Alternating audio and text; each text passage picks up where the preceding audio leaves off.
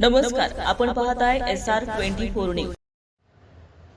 उमरे येथे वस्तीपट्ट्याच्या सहीच्या वादातून अल्पवयीन विद्यार्थ्यासह वडिलांना मारहाण। चौघांविरुद्ध राहुरी पोलीस ठाण्यामध्ये गुन्हा दाखल।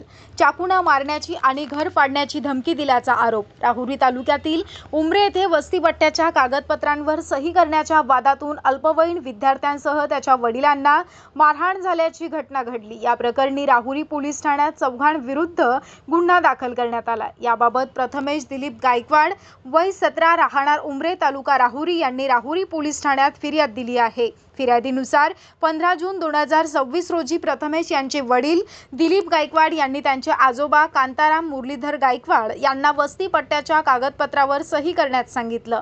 यावरून दोनही बाजूंमध्ये वाद निर्माण झाला। सुमारे 3 वाजण्याच्या सुमारास दुपारी श्याम बाबासाहेब गायकवाड, तेजस राजू गायकवाड, बाबासाहेब मुरलीधर गायकवाड आणि कांताराम मुरलीधर गायकवाड हे गायकवाड यांच्या घरी आले। यावेळी त्यांनी शिवीगाळ करत वाद घातल्याचं फिर्यादीत नमूद करण्यात आलं। फिर्यादीनुसार श्याम गायकवाड यानं हातातील लाकडी दंड्यानं प्रथमेश याच्या उजव्या हाताच्या दंडावर आणि बरगडीवर मारहाण करून जखमी केलं। दरम्यान मुलाला सोडविण्यासाठी आलेल्या दिलीप गायकवाड यांना देखील आरोपींनी शर्ट पकडून लाथाबुक्क्यांनी मारहाण केली। तसेच तेजस गायकवाड यानं चाकूने मारण्याची धमकी देत येथे राहू देणार नाही, घर पाडून टाकू अशी धमकी दिल्याचा आरोप फिर्यादीत करण्यात आला। या प्रकरणी राहुरी पोलीस ठाण्यामध्ये गुन्हा रजिस्टर क्रमांक 698/2026 अन्वये श्याम बाबासाहेब गायकवाड, तेजस राजू गायकवाड, बाबासाहेब मुरलीधर गायकवाड व कांताराम मुरलीधर गायकवाड यांच्या विरुद्ध भारतीय न्याय संहिता BNS कलम 115(2), 118(1),